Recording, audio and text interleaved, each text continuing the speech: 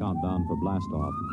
X minus 5, 4, 3, 2, X minus 1, fire.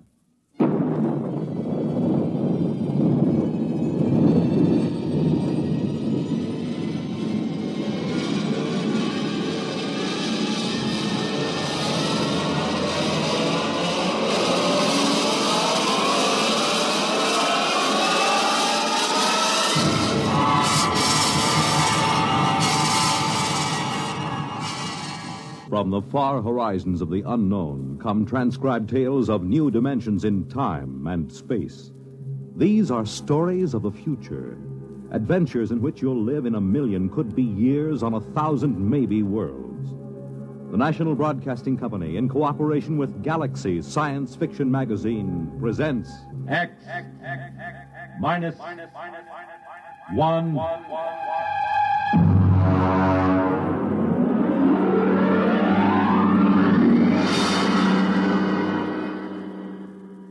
Tonight, Student Body by F.L. Wallace. Our story in 1 minute. Girl. Boy. Moon. June. Ring. Wedding. Home. Money. Baby. Money. Education. Money. Retirement. Money. Solution? United States savings bonds. There's a smart couple. They're looking to the future. They know how important it is to plan for the future now with savings bonds. Yes, the plans you make today will determine what kind of tomorrow you have. Are you a student? Are you a young married couple? Are you approaching the golden years? Whatever your age, whatever your situation, savings bonds can be a big help in making your tomorrow secure and happy. Plan wisely. Buy savings bonds regularly where you work or where you bank. They're a good investment. You're saving your money and you're earning more. Series E bonds pay 3% interest compounded twice a year when the bonds are held to maturity. And savings bonds are as safe and sound as America itself. What's more, they're protected against loss or theft. For the big things in your life, be ready with United States savings bonds. And now, Student Body by F.L. Wallace.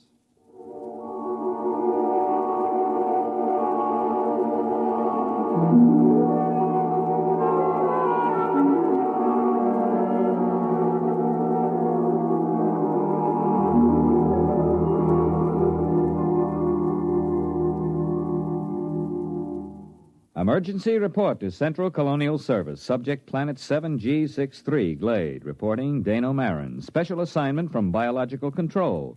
Report consisting of standard universal tapes and special recorded comment. First segment, landing day +1. 6 a.m. sidereal mean time. Voices on tape, myself, Colonial Executive Shep Hafner, and Athel, a female member of our crew. Tape commencing. Watch your step on the ramp, Marin. It's tilted. Oh, yes, I will. All right, where are these people? Over there, a few hundred feet. Beneath that tree. Oh, come on, then. You know, I'm going to have to note in the log that you cleared the planet for colonization as of last night. I understand. I'm taping this now for my records. I take full responsibility for the safety of this planet. All right. But wait until you see this. Here we are. Now, do you see there? In the clearing beneath that tree? Why, good Lord, they haven't a stitch of clothes on. None of them. That's just what I told you. Are they all right? No, they're just asleep. You can see them breathing. Look here, Hafner, who gave them permission to sleep out here in the open? Shh, don't wake them yet. I gave them permission, Marin. They've been cooped up in that ship for over 6 months. They wanted to sleep outside. And in view of your clearance, I couldn't see any reason to refuse permission. I know. You were within your rights. But the clothing, why, they don't even have blankets. They did have, when they bedded down last night. Some of them even used the standard issue sleeping bag. Well, then what happened to them? There are 13 people sleeping around that tree, and they're stark naked, all of them. Last night you told me there was nothing dangerous on Glade. Do you still think so? I know so. I have the complete biological survey. Does your survey account for anything like this? You know it doesn't. That's what I thought. Okay. Now you've seen it for yourself. Let's wake them up and get them back to the ship. No, wait. You better wake them one at a time. This will be embarrassing enough for them as it is. Yes, I suppose you're right. I will wake the nearest one first. That's Athel, our lab technician. Yes, well, here, take my jacket. Cover her with it before you wake her. All right. Wake up, Ethel. All right, Ethel, wake up. It's Executive Hatton. What? Oh, what is it? I'm sorry, Ethel. Something has happened. Oh, my clothes. My blanket, everything's gone. Now, be careful. Don't wake the others. Yes, the others. Why, good heavens, they're all that way. Ethel, just go back to your cabin on the ship. Everything is all right. We'll explain it to you when we have the others safely back. Well, I feel so foolish. How could this happen? What's the meaning of it? Now, just get back to the ship. Your clothes back there are perfectly safe. Yes, all right. Well, thank you. You told her we'd explain it later, Hafner. Do you think we can? That's your job, isn't it? This planet is as new to me as it is to you. You're the biologist. What destroyed their clothing? It would have to be something that could destroy both blankets and clothing without waking the people. Nocturnal insects? Ordinarily, I'd say that was a distinct possibility if it weren't for the fact that our surveys show no evidence whatsoever of any such insects on Glade. Your survey could have missed them, couldn't it? Not if they existed in any great quantity. Besides, if insects were the answer, there should be some kind of evidence of them right here in the area where Ethel was lying. Certainly one or two of them would be crushed when she rolled over in her sleep. Well, that sounds reasonable. Now, look for yourself. There's absolutely no sign of anything at all here. Well, what about some chemical, some vapor oozing from the ground? No chance at all. I'd rule that out completely. Then what? Well, there's the tree itself. I suppose it could exude some sort of a chemical that might dissolve cloth, but I can check that in the lab. And we'd better arouse the rest of these people and get them back to the ship. Hey, wait. What? What is it? Why, it's some kind of an animal. Just caught a glimpse through there. Ah, there he is. Yeah, you see behind that bush? Yeah, it looks almost like a chipmunk. Yes, and he's feeding on something. Why, it looks like a piece of cloth. Marin, do you think that... Shh, he doesn't hear us. I'll just ease up to him now. Closer. Now. You got him. Oh, well, hey, you little devil. Watch out, Marin. He's got sharp teeth. You're telling me. Yeah, easy there, boy. Easy. Like to have your head stroked? Sure you do. That's the boy. He's calming down. Yes, look at that. Oh, he's nestling in the crook of my arm, almost like a kitten. Almost. Marin, I hope you don't mind short sleeves. Now, what do you mean? He's already eaten half the sleeve off your shirt. I think we've found the answer to our problem. The animal was a small furry mammal resembling an Earth-type rodent. Its overall length is 14 centimeters, weight 512 grams. Fur stringy and sparse, color a light beige, indicating no particular protective coloring. The animal was placed in a special cage in a biological laboratory aboard ship for further study. Next tape, landing date +2. Can we exterminate it? Oh, it's quite a job. How about locally? Hardly. It's ecologically basic. Look, Marin, you're from biological control. I've just got an executive's rating. Well, look, you know how control works. They send a survey ship over and record the neural currents of the animals. They get everything that has a brain, including insects, and they take a few specimens to check the patterns. Now, here's the report on Glade. The survey shows that this animal is one of only 4 species of mammals on the planet. It is also the most numerous. So if we kill them off here, others will swarm in from other areas. Yes, that's about it. There are probably millions of them around the planet. Of course, if you want to put a barrier across the connection to the mainland, you might be able to wipe them out locally. Look, Marin, I've got a tight schedule. I can't spare dirt-moving equipment for that. By the way, what do they eat? Well, as far as I can see, anything. Insects, fruit, berries. You could call it an omnivora. Now that our clothing is handy, it eats that, too. I thought our clothing was supposed to be vermin-proof. It is on 27 planets. On the 28th, we met up with a little fella that has better digestive fluids, that's all. He's eating a leather belt right now. Yeah. Are they likely to bother the crops we plant? They shouldn't, but then I would have said the same thing about our clothing. All right, Marin, you worry about the crops. Find some way to keep them out of the fields. Meanwhile, everyone sleeps inside the ship until we can build dormitories. Biological examination of omnivora posed this question. Why only 4 species of mammals on Glade? No reptiles and only a few birds. On all comparable planets, a large variety of species. Nearest Earth parallel, fossil remains from the late Carboniferous show creatures like the omnivora, but on Glade there appears to be no further evolution. Next tape segment, L plus 22, place, temporary warehouse, Quartermaster Crone, and myself. There you are, Mr. Marin.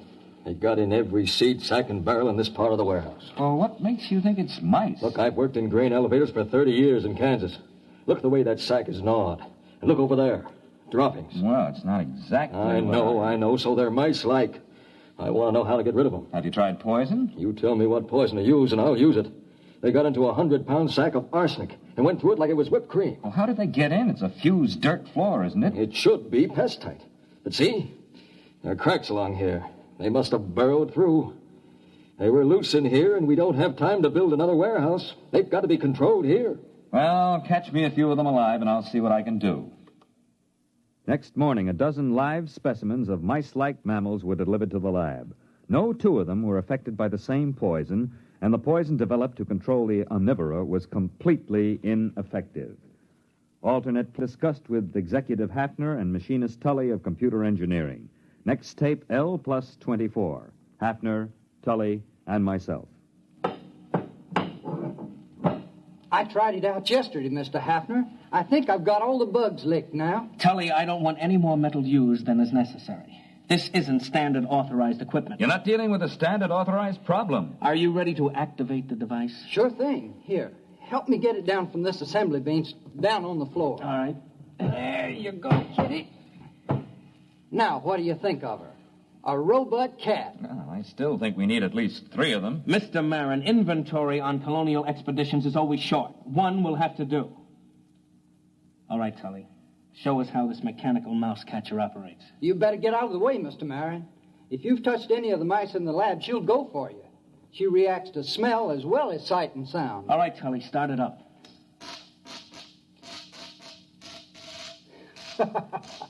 All right, Kitty, go ahead and have a good time. Why, she moves like a cat. You know, I wouldn't bet a plug nickel on any mouse in the same warehouse with that baby. Robot cat device proved relatively successful in Warehouse 1. Rodent damage held below danger margin. Next tape, L plus 37. Tully, Hafner, and myself. I can't salvage it, Mr. Hafner. Just look at that. That skeleton was chrome steel. Now it's bent. The skin was duroplastic, and now it's cut to ribbons. The computer parts are all smashed to bits. How do you account for it, Tully? Well, look around the poor thing. You had me build it for mice. These things weren't mice. They're a good foot long. They just outnumbered him, that's all. You examined these dead animals, Marin? Not closely. Well, you'll find your mice have grown. They ganged up on that cat. There aren't supposed to be any rats on Glade, are there? Well, there weren't supposed to be any mice either. What are you going to do? We'll have to build another warehouse. 2-foot-thick fused floors. Wait a minute, Mr. Hafner. To do that, we'll have to stop all the other construction. The atomic generator... Why not build more robot cats? You weren't here when we opened the doors, Marin. The warehouse was swarming with rats. Tully, how many robot cats would we need? 5? 15? We don't have enough parts to build more than 3. If we need more than that, we'll have to rob the computer in the spaceship. And that's one thing I refuse to do. The spaceship is our only link with Earth until the next wave in 2 years. All right, then I'll tell you what we'll do. We'll floodlight the supplies at night. We'll post a guard with half-charged rifles until we can move to the new warehouse. That'll take about 10 days. Meanwhile, our fast crops are ripening. It's my guess that the rats will turn to that for food. Now, in order to protect our future food supplies, you'll have to activate your cold storage animals, Marin. Mr. Hafner, it's against regulations to release any cold storage animals on a planet until after a complete investigation. That takes 10 to 20 years. This is an emergency. I don't want to be responsible for another rabbit-infested Australia or that planet in the Centauri system that the snails took over. Marin, I'll take the responsibility. You're recording now, aren't you? Yes. All right. If that isn't authorization enough, I'll put it in writing. Well, the beast I've got for this job won't be any good against rats this size. You've got hormones. Use them. Dead rats were gathered and frozen for further study. Observed animals, a wide variation in size. Internally, a lack of uniformity in organs. Some specimens had huge fangs and delicate jaws. Others had tiny teeth and massive bone structure.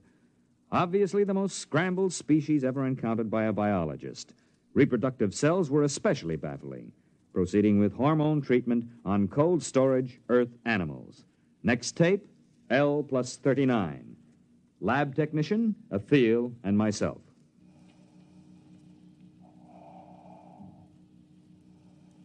First one is coming out of it, Mr. Marin. Yes, that makes 85% viability. That's not bad. All right, fella, now take it easy, take it easy. Oh, he's a cute little fella. But he's tough. That's a wire-haired terrier. They're small, but they've been used for ratters since the Middle Ages. Do you think he's nearly ready for the hormone course? I think so. All right, first pituitary injection. Ready. All right, now, this is going to hurt just a little, fella. Oh, yeah, it's a dirty trick, isn't it, jabbing you with a needle when you're fresh out of the deep freeze? But don't you worry, fella. You'll be glad you had it. You'll stand a better chance against those rats when we work you up to about a Great Dane size. L plus 50, artificially enlarged terriers loosed in the fields of the fast crops. Following tape, field observation of terriers, Executor Hafner and myself.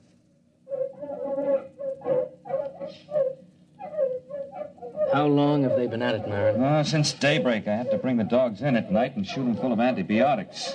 Will the dogs last? Well, this crop will be harvested in about a week. We'll make that. And there'll be 2 weeks to rest up before the next fast crop shows above ground. I think we've got the rats licked for a while. Well, when you get a chance, you might ask some of those PhDs in Central how they happened to hand us a survey and forgot to give us a few details like mice and rats. I have been checking on that, Mr. Hafner. I don't think there's any doubt. When that survey was made before we landed, there weren't any mice and rats on Glade. Then where did they come from? How did they get here? I don't know. But we're going to have to find out. Research project on pseudo-mice and pseudo-rats interrupted by field trip with Biological Survey Officer Whitehead. Tape L plus 63 in field geological survey vehicle. Whitehead and myself. You think you got troubles? Can you read a sonar map? No. Here, look. See this scope? It reads straight down about 10 miles. I'm supposed to be out looking for oil shale, but I got kind of interested in this. Look, first few feet down, you can find fossils. After the first few feet, that's about 20,000 years, there are no fossils until you get way down here. That's about the same as late Carboniferous on Earth. Then you get the fossils again. It doesn't figure. But isn't that usual? Changes in geological eras? You don't get it, man. I'm not talking about eras. I'm talking about years. Straight down from here, 20,000 years ago, this was a desert. And then 3 years later, it was a jungle. 5 years after that, there was a glacier. Earth normal would be 50,000 years or more for a change like that. What caused it? Yeah, you've got me. Fluctuations in the sun, I don't know, but talk about changeable weather. This planet really has it. Based on accumulated data, theory developed regarding mammalian life on planet Glade. Tape L plus 65. Place temporary headquarters of Executive Hafner.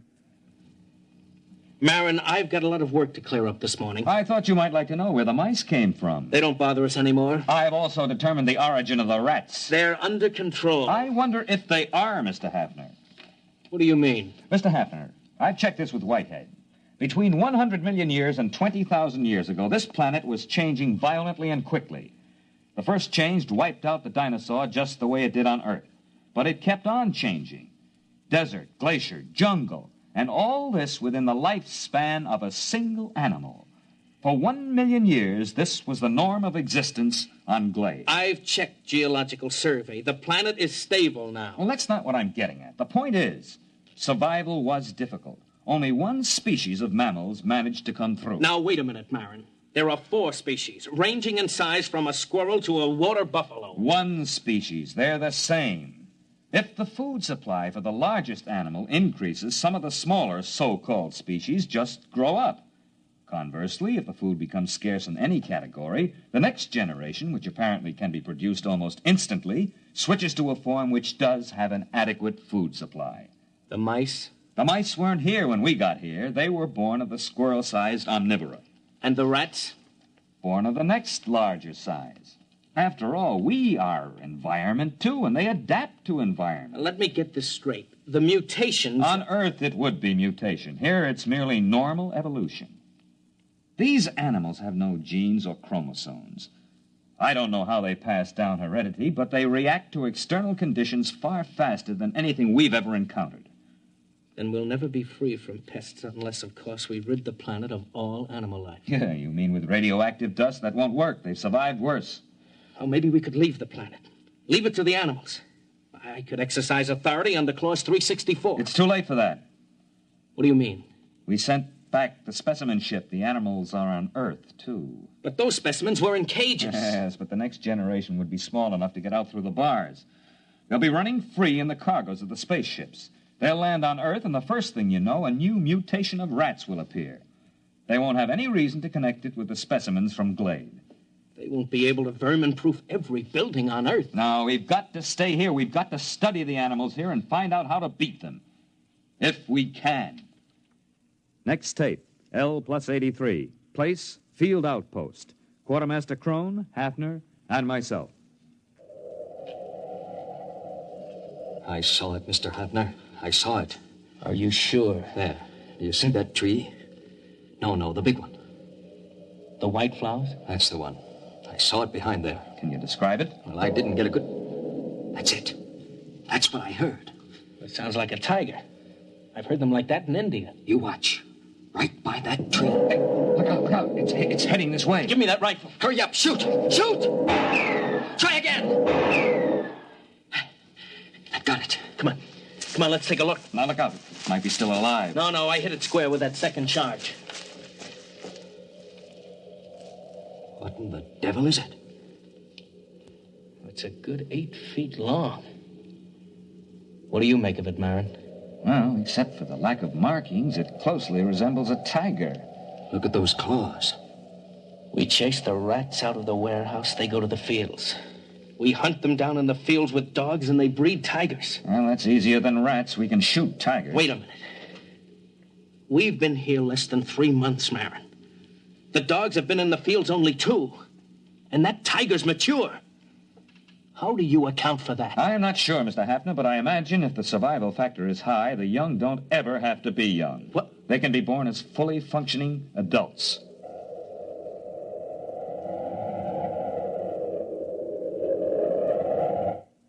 Development report. Mice under control. Field rats under control by terriers.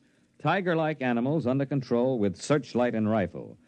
Additional complication. The original animal developed an appetite for electrical insulation. There is no protection except to keep the power on at all times. The last tiger-like animal was seen at L plus 130. After that, the attack ceased. By L plus 2 years, the animal seemed to have been controlled in all its forms. However, 3 months before the next colonists were due, a new animal was detected. Food was missing from the fields. Dogs were useless. The animals seemed to roam the fields, and the dogs did not attack. Patrols were unable to find the animal. Tape L plus 2 years. Hafner, Engineer Tully, and myself. Now, here's the way I'm rigging it up, Mr. Hafner. Whatever it is, it spotted the photoelectric cell rig. So I've worked up an alarm that reacts to body radiation. You're sure the animal won't spot that? Well, I'm burying it in the field. Then we'll move the visible alarms to another field. All right, Tully. As soon as the alarm goes off, notify Mr. Marin and me. Do you understand? Yes, sir. Just as soon as the alarm goes off. L2 plus 15. Radiation alarm sounded. Place, field station, Hafner, and myself.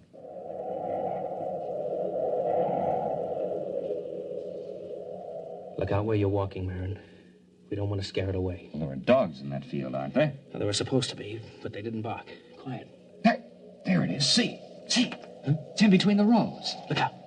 Look out. Give me a clear shot. Now, wait a minute. Don't shoot. Look, Marin, I'm the executive here. I say it's dangerous. Dangerous? That's why you can't shoot. It's more dangerous than you know. Quiet, quiet. It'll hear you. We're downwind. Now listen, Hafner. This is important. I don't want any lecture now, Marin. I don't want to lose the shot. You've got to listen. That animal could evolve mice. We stopped mice and it brought rats. We turned back the rat and provided the tiger. All right, we stopped the tiger. Not really. There was another animal being formed. The one that's in that field now. It took the animal 2 years to create it. How, I don't know. 1,000,000 years were required to evolve it on Earth. He's moving away. Marin, I'm going to shoot. Don't shoot. We can't destroy the animal. It's on the Earth now and on other planets. We've never even been able to get rid of our own rats. How can we exterminate this animal? All the more reason to start now. Get down and give me a clear shot. Listen. Are their rats better than ours? Will their beasts win or ours be stronger? Or will the two make peace, unite, and interbreed? It's not impossible. This animal could do it if interbreeding had a high survival factor. Don't you see, after the tiger, they bred this thing. If we shoot it down, what'll come next? Look at it, standing erect. Opposable thumbs, binocular vision, a large brain capacity. This one I think we can compete with. It's the one after this that I don't want to face. Marin, it must hear us. It's looking this way. Look at it, Hafner. He's holding his hands up to show us he's got no weapon. Drop your rifle. Are you sure? Drop your rifle!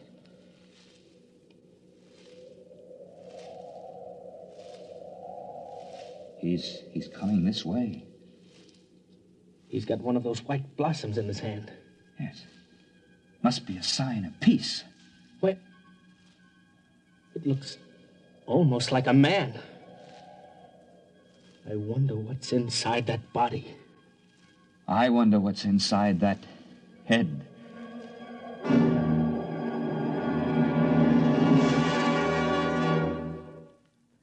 You have just heard X-1, presented by the National Broadcasting Company in cooperation with Galaxy Science Fiction Magazine, which this month features Verbal Agreement by Arthur Sellings, the story of an unsuccessful poet who was forced to ask what it was the aliens could want that was half as precious as the skins they wouldn't sell. Galaxy Magazine, on your newsstand today. Tonight, by transcription, X-1 has brought you Student Body, a story from the pages of Galaxy written by F.L. Wallace and adapted for radio by Ernest Kenoy. Featured in the cast were John Raby, Bob Hastings, Kate Wilkinson, James Stevens, Charles Carruth, and Merrill E. Joels. Your announcer, Fred Collins. X-1 was directed by Bob Maurer and is an NBC Radio Network production.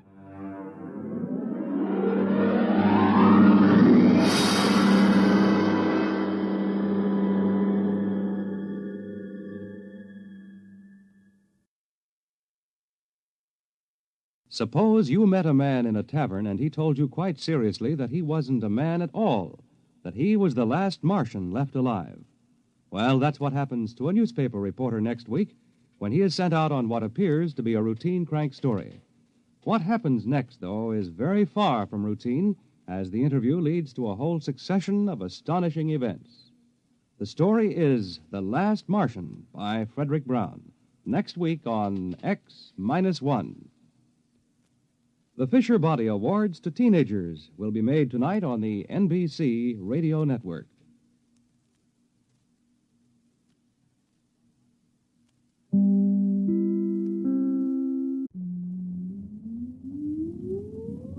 Countdown for blast off. X-5, 4, 3, 2, X-1, fire.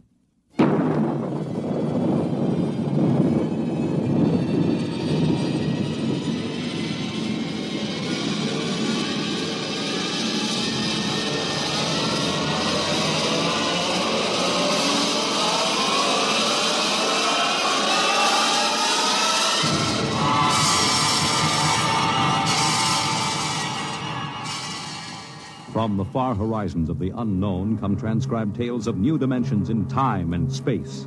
These are stories of the future, adventures in which you'll live in 1,000,000 could-be years on 1,000 maybe worlds. The National Broadcasting Company, in cooperation with Street and Smith, publishers of astounding science fiction, presents X-1.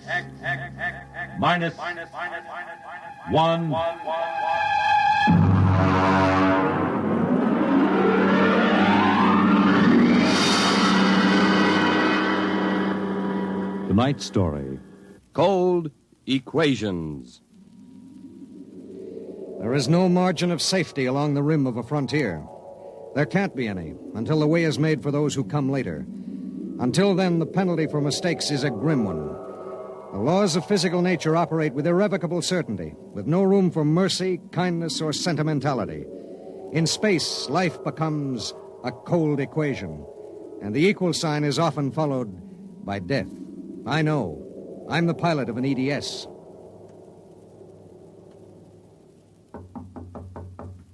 Come in. You sent for me, Commander? Yes. Sit down, Barton.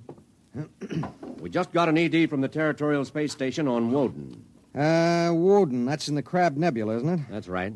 There are 2 exploration parties there on Manning's continent, 8 men each. Mm-hmm. They've got calla fever in one of them and no serum. Oh, and I thought this was going to be a nice, quiet passenger run. Computers are working out your payload and your course right now. In exactly 10 minutes, we'll drop in a normal space and launch your ship. I'll get her ready. One thing. What's that? Woden is at the maximum pay limit for an EDS. Figuring the weight of the serum, we'll be able to give you just enough fuel to land on Manning's continent if you make it the first pass. Otherwise, you'll burn out in midair. Mm-hmm. Standard procedure. Report to launching control. Right.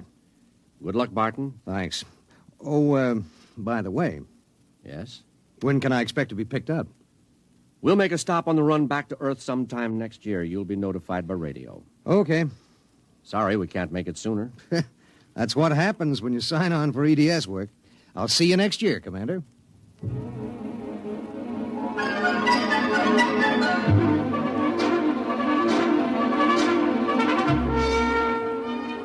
Down in the belly of the Stardust, the crew was working like beavers to get the EDS, the emergency dispatch ship, ready.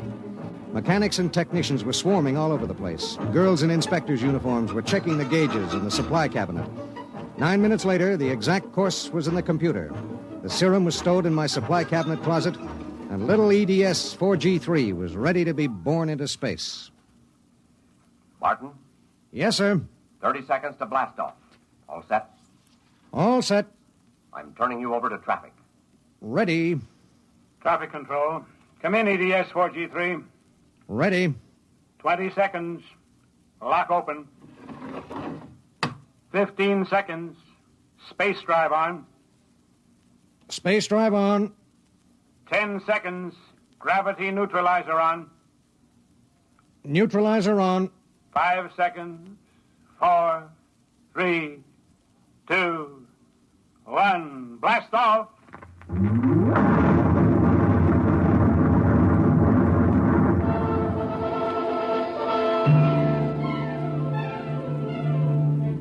I don't remember how long it was afterwards that I first noticed something wrong. Maybe an hour, maybe 2. There was nothing to show it except the needle and the heat gauge. It was on 0 when we left the Stardust, and now I noticed that it had crept up toward the 30 mark. That meant something inside the ship was radiating heat. That something was in the supply closet, and it was alive.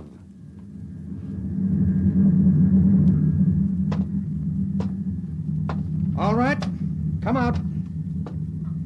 Whoever or whatever you are, if you don't come out in 5 seconds, I'm going to blast you. 1, 2.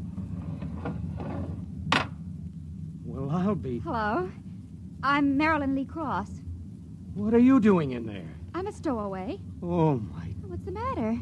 Do I have to pay a fine or something? What are you doing here? I wanted to see my husband.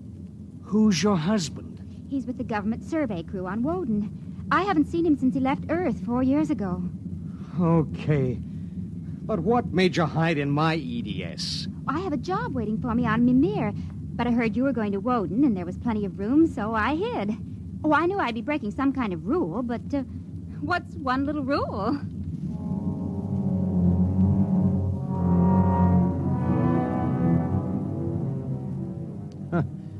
What's one little rule?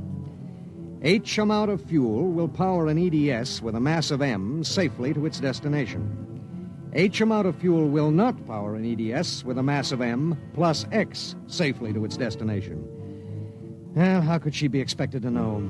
She was 5'2" with brown curly hair and the faint, sweet smell of perfume. She was 5'2" and she smelled like apple blossoms. And her name was X in an equation that would have to be balanced.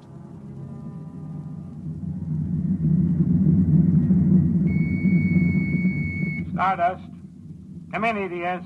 Come in. This is Barton, emergency dispatch pilot 4G3. Go ahead. Give me Commander Delhart.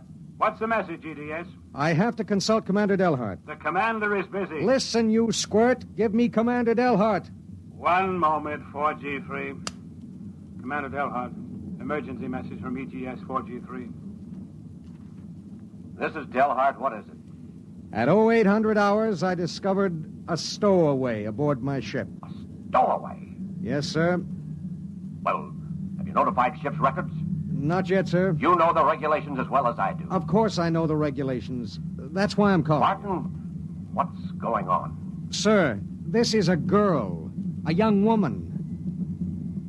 Oh. She wanted to see her husband on Woden. She didn't know what she was doing. I see. I wondered, sir, maybe the cruiser could change course or something? I'm afraid not.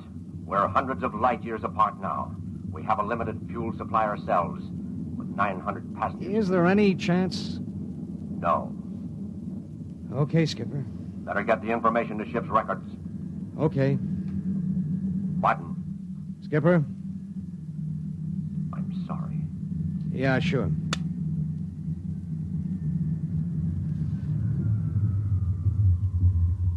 You cut our acceleration, didn't you? Yes. Why? Oh, save fuel. For a while. How did you manage to stow away? I was taking a language lesson in Mimirese from a girl in the inspection corps. The order came in for your trip, and I just went along on an impulse.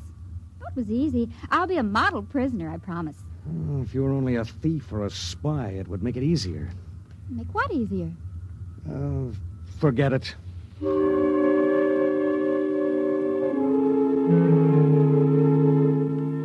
Why couldn't she have been somebody with some ulterior motive, a fugitive, hoping to lose himself in a raw new world, a crackpot with a mission? Why did she have to be a woman? A beautiful, kind, trusting woman?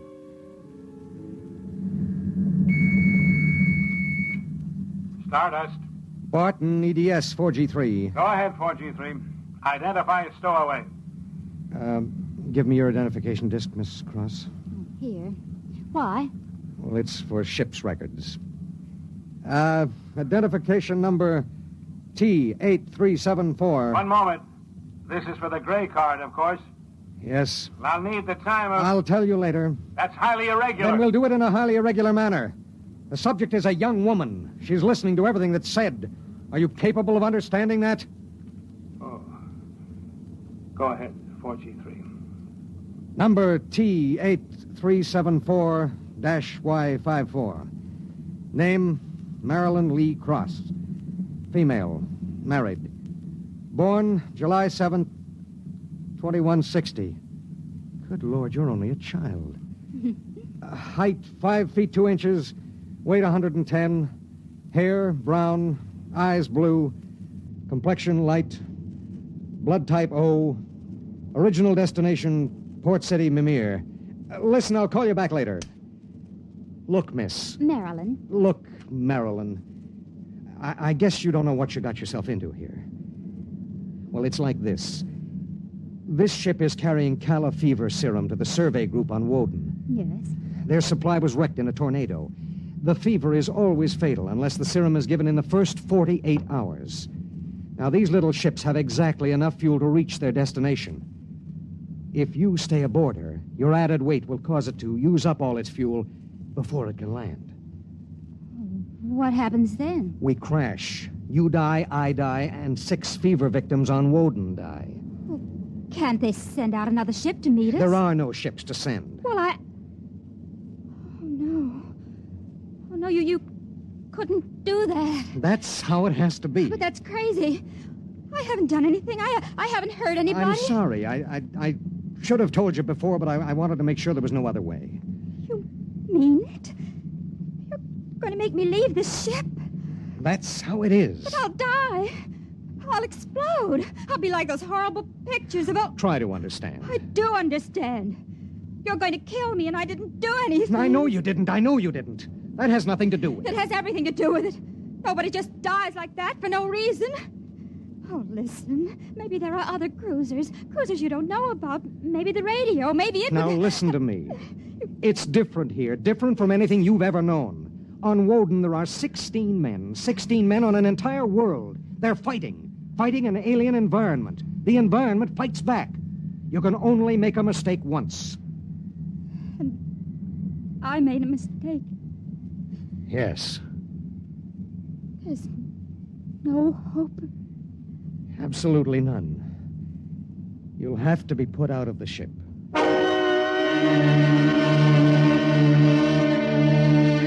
It was better so. With the going of all hope would go the fear. Then would come the resignation. She needed time, and there was so little. EDS. Starship to EDS. Need pertinent data. All right, Starship. When do you expect to complete your report? I need a computer check. I'll give you statistics. Statistics. This is EDS 4G3. I'm intersecting course vector 7.3 at 0831. Deceleration 1750, weight 1 ton. I would like to stay at point 10 as long as the computers allow. Will you give them the question? Check. I'll call you back. We wouldn't have long to wait. The new factors would be fed into the steel maw of the computer bank, and the electrical impulses would go through the complex circuits. Here and there, a relay would click, a tiny cog turn over. But it would be the current, formless, mindless, invisible, which would determine with utter precision how long the pale young girl beside me would live. 5 little segments of metal in the second bank would trip against an inked ribbon, and the machine would spit out the answer. You will resume deceleration at 1910. It was 1810 when he spoke. 1 hour. She has 1 hour to live.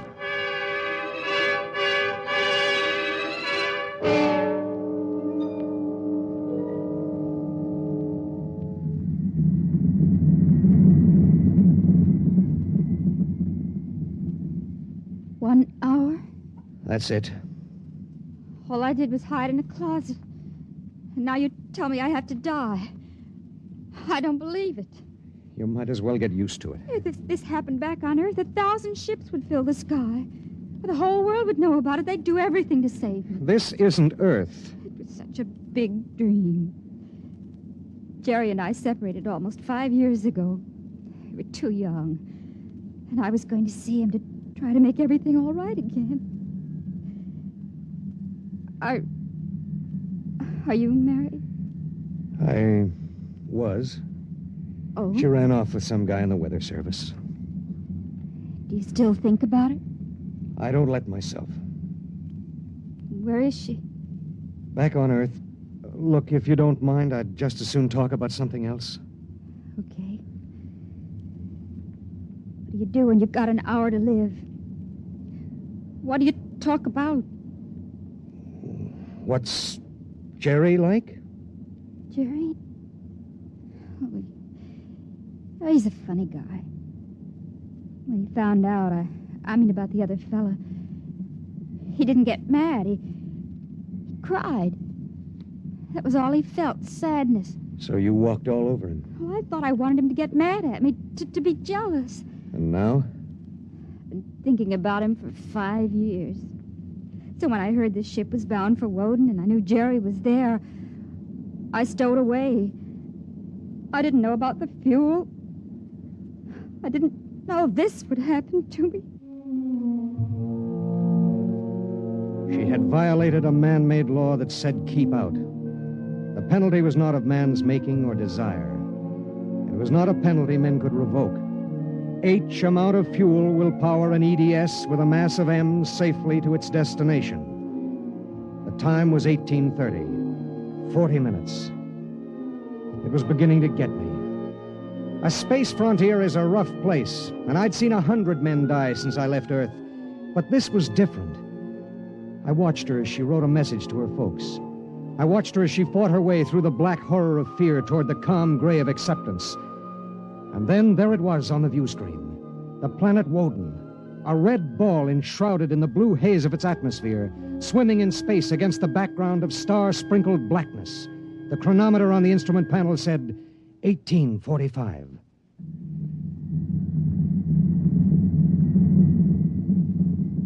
Listen, we're in radio range of Woden now. I mean, would you want me to try to contact your husband? Jerry? It'd mean he would know you're going to die. There'd be nothing anyone can do. Yes. I would like to talk to him. Do you think we can? Well, the planet is turning. If his group is on the side facing us, we might be able to reach him. Oh, try. All right. Hello. Hello, Woden. EDS to Government Survey Group. Can you hear me? Come in, Woden. They may not be monitoring. Hello. Hello. Hello. Identify yourself, please. This is Government Survey Group 1 on Planet Woden.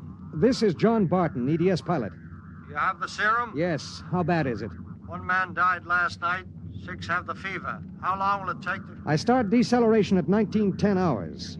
I should be able to land at 1930. Thank God. Look, do you have a Gerald Cross in charge of the group? Commander Cross? Yes, we do. Could I speak to him? He isn't here. He's out with the survey team. Well, when do you expect him? Can't say. How do you read me? How much time do we have left for communication? Less than 15 minutes. All right. If Commander Cross comes back before we lose radio contact, will you have him buzz me? It's important. Okay, EDS. I'll keep the set open. Check.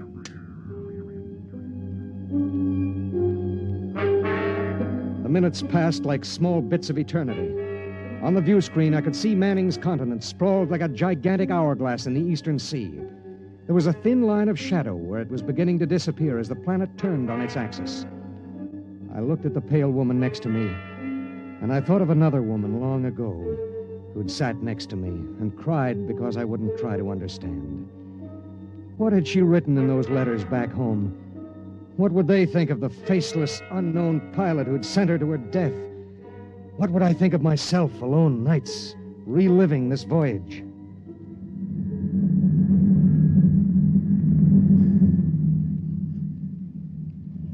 Cold, isn't it? I'll turn up the thermostat. Nothing from Jerry? We have about 2 minutes of radio contact left. Maybe it's better. I mean, suppose it were you and your wife tried to call you. How would you feel? I don't know. Do you ever hear from her? I got a letter about a year ago. I tore it up. That was foolish. Yeah, it was. Life is so terribly short to be wandering around alone. Well, Wait a second, we're getting something. How much time before I have to leave the ship? About 10 minutes. Hello, EDS. Hello, EDS. Come in. Come in. EDS. This is Woden. I have Commander Cross. All right, go ahead.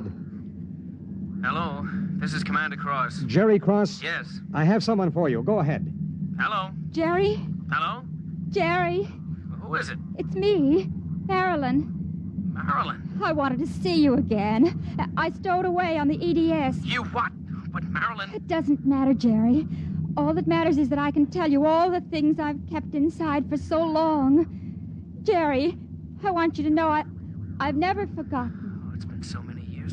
I can't believe it. I thought I'd see you again, but now I can't. Jerry, you don't hate me, do you? Hate you? Oh, Marilyn, I've never stopped loving you. Not for an instant. Oh, Jerry. Listen, we don't have much time. The transmission is getting fuzzy. Oh, Marilyn, I've got to see you. There's got to be some way. There isn't. Let me talk to the pilot. Give it to me. Hello? Pilot, have you called the mothership?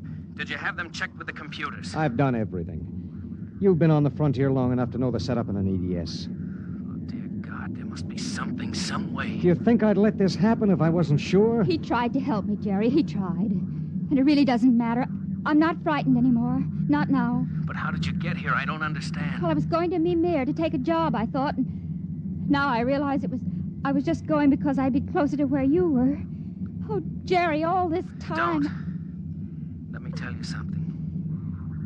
Marilyn, I've always known you'd come back to me. I've known it every minute. It's what's kept me alive. I want you to hold that in your mind. Jerry, I can't hear you. We haven't much time. We're losing radio contact. Jerry! Oh, don't cry, darling. Just know how I feel. I do. It's fading. There are so many things to say. Jerry, if you can still hear me, maybe I'll come to see you again. Maybe I'll come to you in your dreams, or be the touch of a breeze, or one of those golden-winged little birds singing my silly head off. Maybe I'll be nothing you can see or hear, but you'll know I'm there. Think of me like that, Jerry. Goodbye.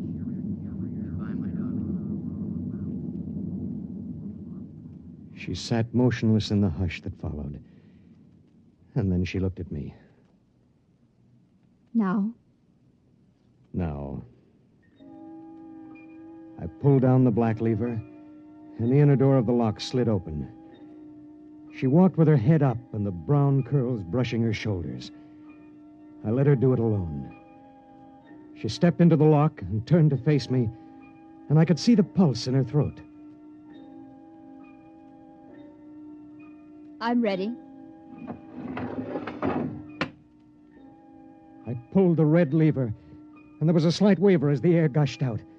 I thought I sensed a bump, as if something had bumped the outer door. And then there was nothing.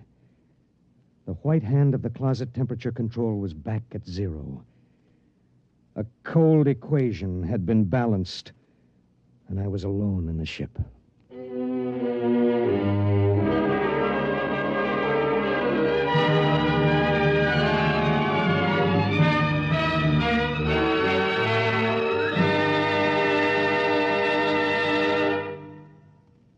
You have just heard X-1, presented by the National Broadcasting Company in cooperation with Street and Smith, publishers of astounding science fiction. Tonight, by transcription, X-1 has brought you Cold Equations, written by Tom Godwin and adapted for radio by George Lefferts. Featured in the cast were Court Benson as Barton, Jay Meredith as Marilyn, Milo Bolton as Commander Delhart, Bob Hastings as Jerry Cross, Jack Arthur as Traffic Control Officer, and Walter Kinsella as the Woden Monitor. Your announcer, Bill Rippey. X-1 was directed by Ken McGregor and is an NBC Radio Network production.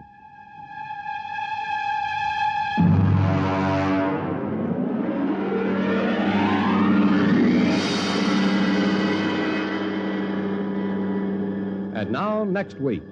In the days of the Windjammers, whalers sometimes went on cruises that lasted as long as 2 years, and so sometimes they had to resort to rough methods to gather a crew.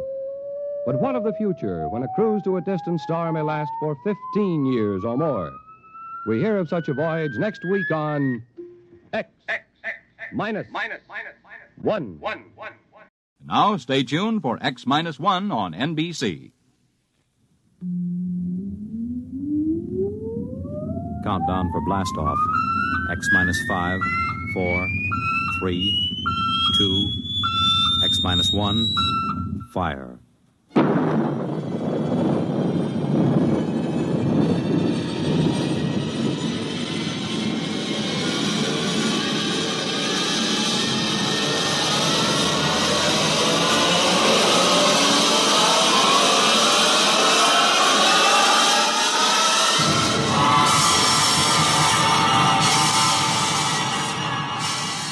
From the far horizons of the unknown come transcribed tales of new dimensions in time and space.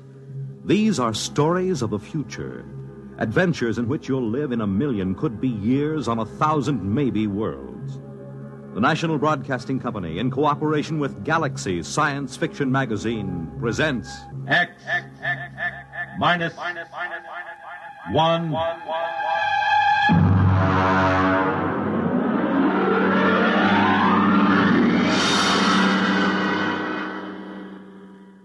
Tonight, the Frank Quattrocchi story, Sea Legs.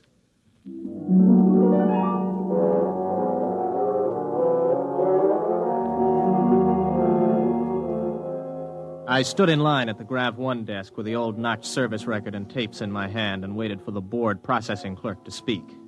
The clerk seemed utterly indifferent to the excitement of the men in the line. I wondered how long he'd been out here on this godforsaken Zone 5 planet. Next. Name? Robert Craig. Occupation? Flight officer. Destination? Earth. Earth? Anything wrong with that? Well, I guess not. How long since you've been on Earth, Mr. Craig? Well, I've never been there. My parents left during the second colonization of Cassiopeia. I was born there. Have you ever been in a gravity system? Oh, just briefly. Under drugs, of course. You'll have to go through the gravity conditioning course. Yes, so I was told. Proceed to the airlock chamber on your right and follow the robot's orders. Good luck. You may need it. Next. I went into the chamber and stripped off my clothing while the robot droned its orders. Remove all metal objects from your person. Place them in the plastic tube at your left. Now stand underneath the decontamination tube. Depress the button with your right foot. This is all. Proceed through the green door to the psychometric section. Please respond quickly to orders, and so to not impede the progress of others. Next, please. The door to the psychometric section led into a pleasant but cold-looking room with a single metal desk. A man with a balding, high forehead sat behind the desk. Mr. Craig, have a seat. I'm Captain Wyandotte, the psychological officer. Nice to meet you. Yes, well, let's see your records. You list your destination as Terra. You're certain you wish to go to Earth? Of course I'm certain. You're somewhat aggressive, Mr. Craig. Look, I've been standing in line taking orders from clerks and robots for 6 hours. Every time somebody sees that I'm headed for Earth, I get the fisheye. Are they jealous or what? I hardly think so. You've been a spaceman for 16 years, Mr. Craig. You've been zooming around in the countergraph systems in the outer galaxies without any restraints or self-discipline. Have you ever spent 6 weeks strapped into a grav seat on a space rocket, Captain? There's a good deal of self-discipline involved in that. I think you will find things on Terra require a different kind of self-discipline, Mr. Craig. Well, I'm pretty much aware of what it's like. Are you? I suppose you've heard all the popularizations in the tapezines. Well, Mr. Craig, let me give you a word of caution. It's going to be vastly different. I'm prepared for that, Captain. Can we get going? Naturally. You will undergo a 20-day conditioning course. 20 days? Mr. Craig, you've been in space 16 years. Your body is conditioned to a normal state of free fall, or at best to acceleration. The return to gravity would kill you if you weren't prepared for it. All right, what do I do? Report to Centrifugal Department. Here are your papers. Oh, and Mr. Craig. Yes? Centrifugal is a rather trying ordeal. If during the course of treatment you should change your mind about returning to Earth, you're free to do so. Thanks. I won't.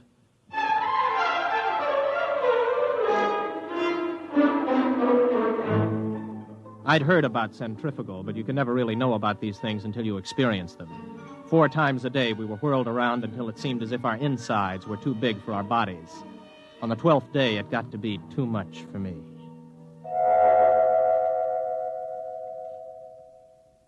I was in the base hospital for 5 days. My roommate was an old space bum they'd brought in to die with a case of ruptured veins. His name was Charlie Brockman. How you feel, son? I'm pretty good, Charlie. You get discharged tomorrow, I hear. You gonna try it again? I guess so. Why? Only way I'll ever get to Earth. You really want to go? That's right. You talked to anybody been there last 10 years or so? No, you don't get to talk to many people from Earth and the galaxies. Were you ever there? Me? Now, what would an old space bum like me be doing on Terra?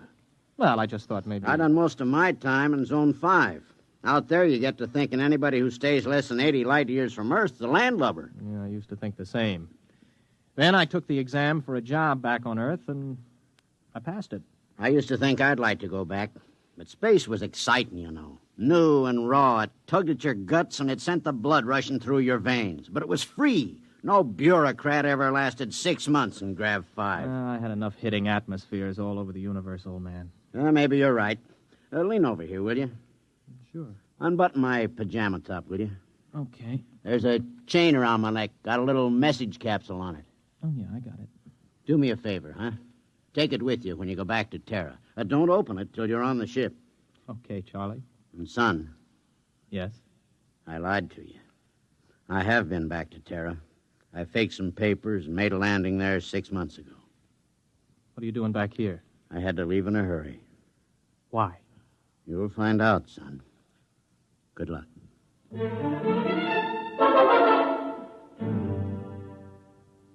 Charlie died the next day. A few hours later, I was visited by Captain Wyandotte, the psych officer. How are you feeling, Craig? Okay. You still want to go back to Earth? Yes. You're completely sure you want to live out your life there, to give up space service for it? Look, we've gone through this, Captain. Now, you tell me that spacemen don't settle down on Terra, yet you won't or you can't tell me why. All right, what's the pitch? Does the Space Service need men so badly that they have to make it impossible for us to go back? That, Mr. Craig, you will have to discover for yourself. You have my authorization to complete your conditioning and return to Earth as a private citizen. I wish you luck. You'll need all you can get.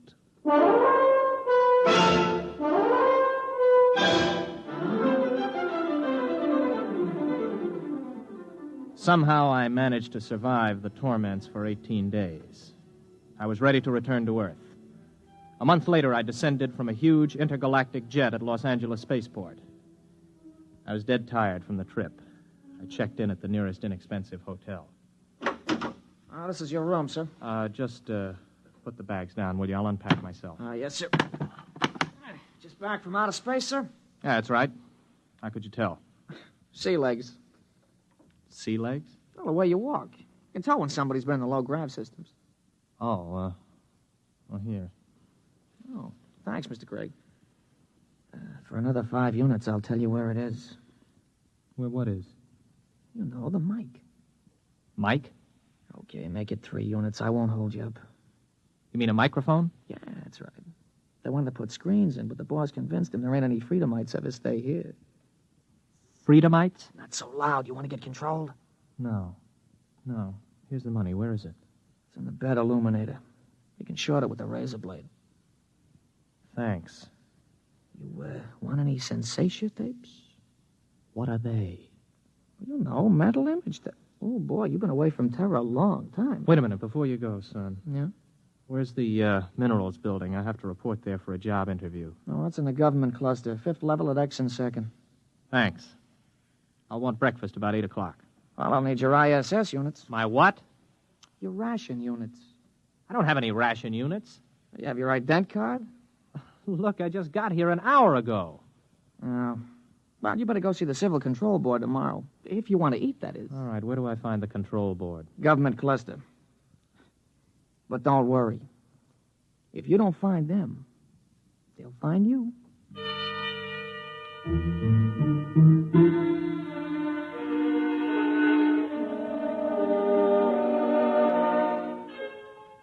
I went to sleep that night with the uneasy feeling that somebody was watching me. It had been a weird day. I hadn't exactly liked it. Well, I told myself it figured that there'd be more formalities and rigmarole on Earth than there were out in the systems, especially at first. Still, I couldn't get the idea of the concealed microphone out of my mind. You may relax, Mr. Craig. You are Mr. Craig. Yes, Robert Craig. You aren't nervous, are you? No. This is my first time before the control board, and, well, it's my first time. Flight officer, huh? Somewhat unusual for a vigorous young man like yourself abandoning space service, isn't it? I don't know. Is it? Leaving something behind, Mr. Craig? No. You don't like this sort of affair, do you, Mr. Craig? Well, I'm afraid I don't quite see its necessity. I served the intergalactic service well. My records prove it. It's enough impertinence, Mr. Craig. Answer the questions. You are a Terran? Yes. Where are your loyalties? I don't understand. Your first loyalties are to intergalactic, is that right? Is there a distinction? Do you wish to be held in contempt of this board? Of course not. Then you will confine your responses to simple yes answers.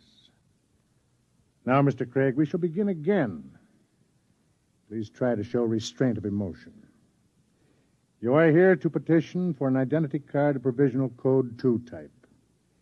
You maintain that you've never been on Terra before. Indeed, you state that you've never had a political affiliation. Yes. What are your reactions to the latest acts of the Liberal Party? I have none. You do not condemn the Liberal Party? Well, Then you must favor it. I don't know anything about it. Now then, Mr. Craig. The import service report shows that you passed your test aboard your ship. You were unable to accomplish this through night study. Yes. Yet you maintain in your application that you had considered the space service a career. I changed my mind. Oh, you changed your mind. I see. I see, too, that you have petitioned the board for a private means of conveyance. Why do you wish to own your own transportation vehicle? To make it easier to get around, I report to my job and... What job? I passed the exam for the import service. I report today. Where are you living, Mr. Craig?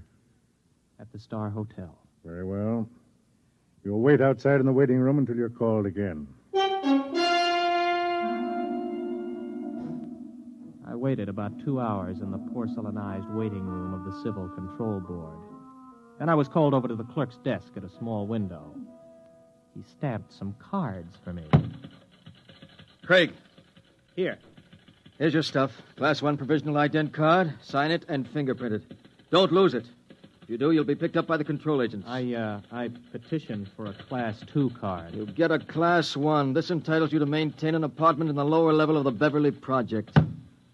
Here's your clothing ration. You'll have to turn in that leather flight jacket. No, wait a minute. I had this made on Chuan. Listen, I can remove the insignia. That is not the point. Your clothing ration is defined by law. There are no exceptions. This is your food ration. What's all this medical stuff on the card? You are rationed fairly in accordance with your particular metabolism. Oh, you're kidding. I do not kid, Mr. Craig. Well, what about a car? I asked to be allowed to buy a car. Let's see. Your petition to be permitted to purchase a private means of transportation is hereby denied.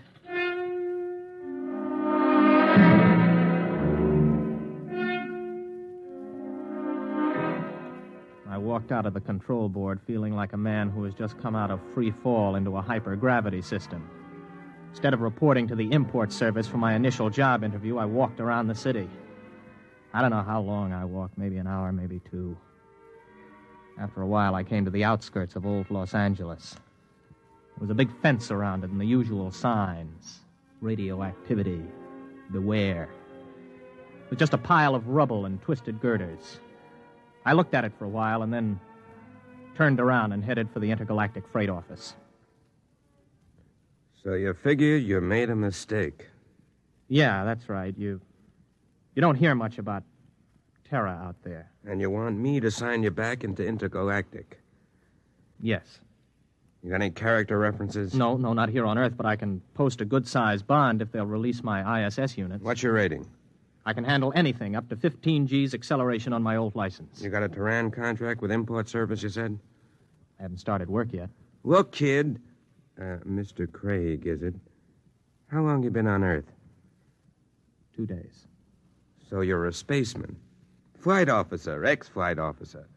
You know how to navigate through 4-star zones and the asteroid belt thrown in. You got a license for 15 G's, could get 5 more with a check flight.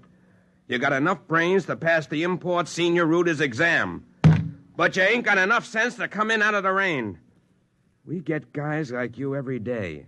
You're hot, you're big, you're raring to go. But you ain't gone nowhere. I'm listening. I don't know how you got here, Craig. Maybe you did quit honorable, or maybe you went and burned up a colony someplace. That would be in my records. The point is, it don't make any difference. Nobody leaves Terra without a permit. Nobody gets a permit to go back to space once he hits this old apple. Why not? They afraid somebody will tell what it's like? Oh, son, you got things to learn. One is you don't go shooting off your mouth.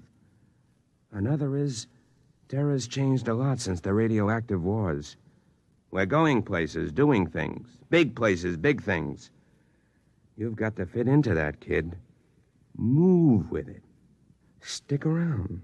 You still got your sea legs. You're gonna like it here. You can make a quick dollar and spend it quick, too. But you'd better smarten up, or you'll finish scrubbing radioactive dust off girders. That's the story, huh? The whole story? That's it. Everything runs by a system. And, son, you can't buck the system. Yeah.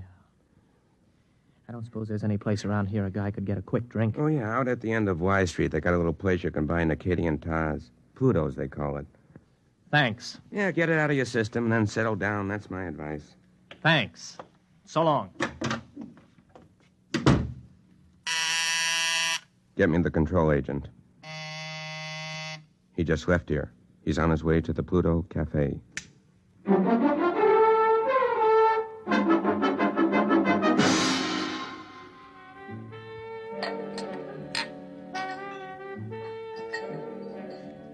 Hey, waiter.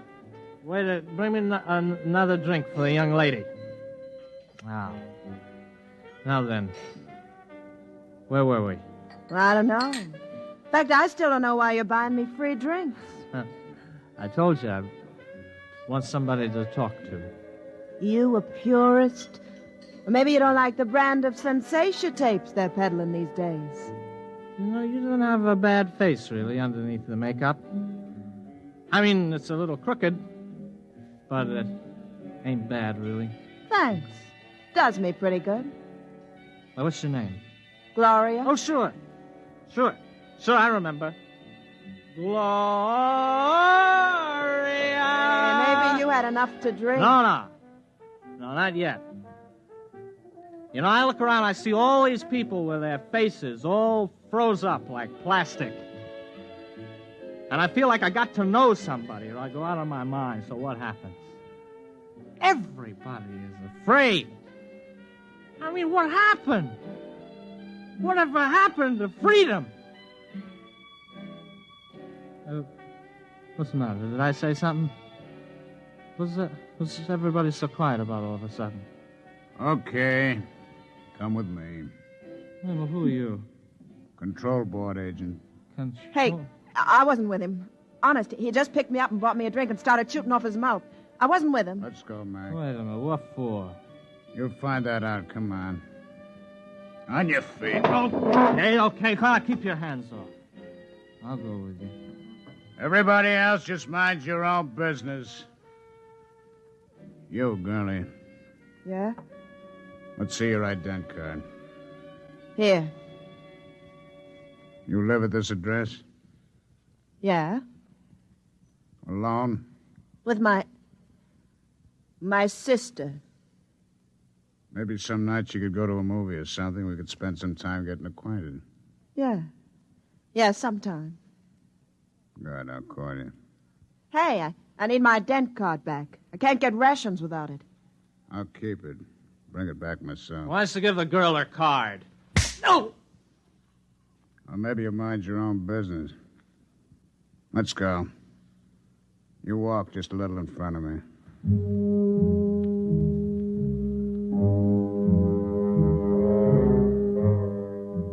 He was a big man, maybe 250 pounds, and he shuffled when he walked.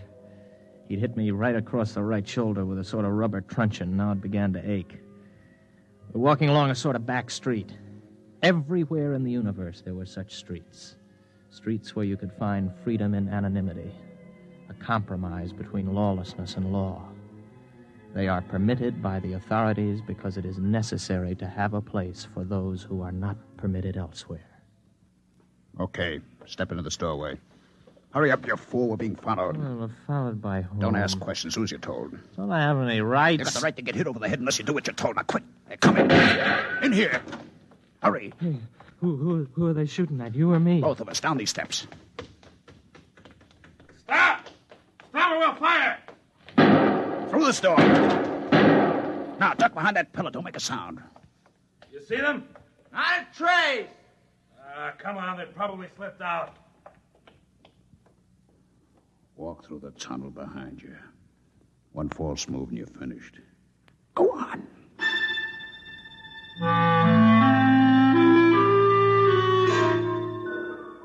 From the direction of the tunnel, I guessed it was part of an old sewage system that led toward the ruined city. I don't know how long we walked, maybe an hour. Finally, we came to a small wooden door. Stop here. Okay, let's have it. What? Have what? The tube. I don't know what you mean. Our detectives picked it up on you the minute you got off the plane. You're carrying a radioactive message tube with a periodic emission signal. I'll need to have it before we can go any further. You mean the tube that old Charlie gave me? Old Charlie? Yeah, Charlie Brockman. The old spaceman who was in the hospital with me. Where is it? I think it's in my pocket. I never even bothered to open it. Do it now. Let me see. Oh, yeah, here it is. Open it. It's empty. That's right. The message is in the tube itself. We identify our people by the radioactive pattern. Our people? You'll see. Come in. Make it fast. This the one? This is the one. Has he been drugged? He's had PON. A massive dose at the Pluto. Good. Mr. Craig, my name's Cocteau. This is Mr. Brannigan. You're probably quite bewildered about all this. Let me clarify the situation. You're now in the headquarters of the Freedomites, underneath the radioactive part of old Los Angeles. Mr. Brannigan is not a control agent. He's one of our men. We've been watching you ever since we detected the message tube as your ship was approaching Earth. Now, wait a minute. You guys are Freedomites? That's right. You're pretty illegal, aren't you? Let's say our lives aren't worth a snap of your fingers if we're caught.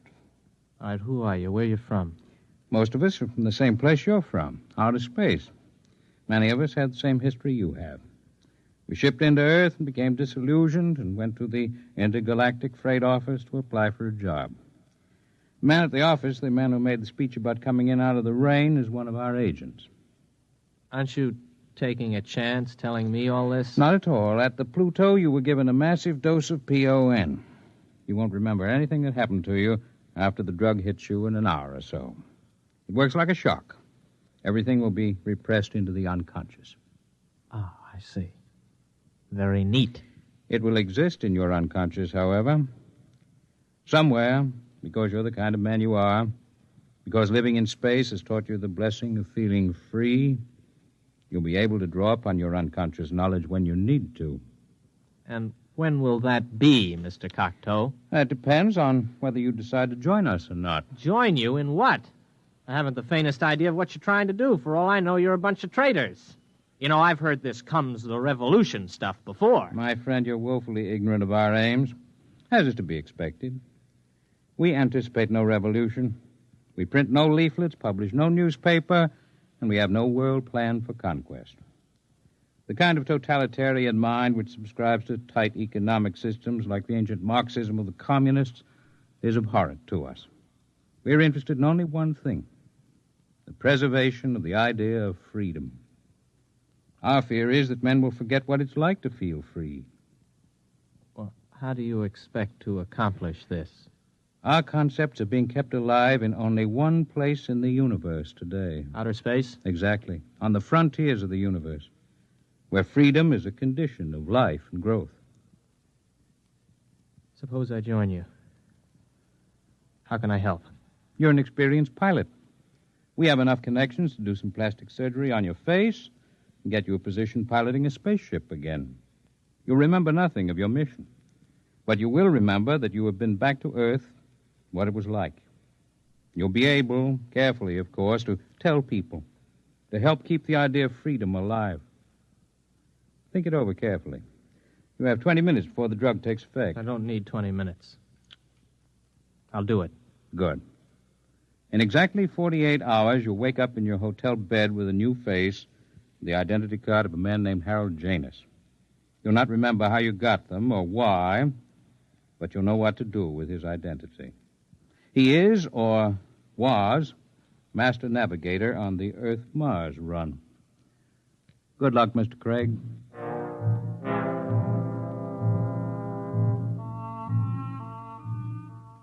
I woke up in the hotel bed, feeling like a man who has hung one on but good. I looked into the mirror and I saw the face of another man. I looked in my wallet and discovered that I was Harold Janus, navigator for Intergalactic, holder of a license for 15 Gs. I wondered where it came from, how I got it, but I asked no questions. This license, this ident card, meant freedom. I walked out of the hotel feeling steady for the first time. I've gotten my sea legs at last.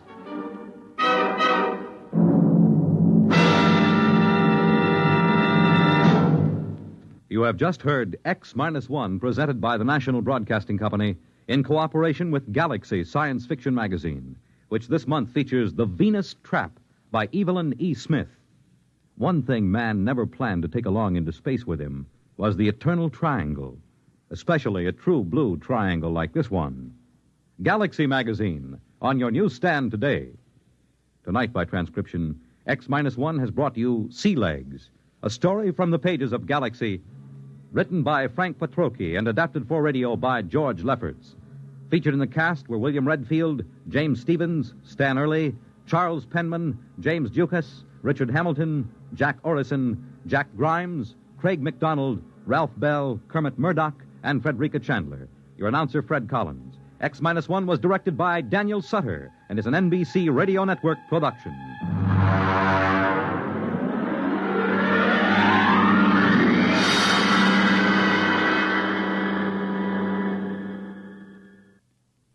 Hear Politics and Primaries, Dateline, Ohio, and Indiana, tonight on NBC Radio.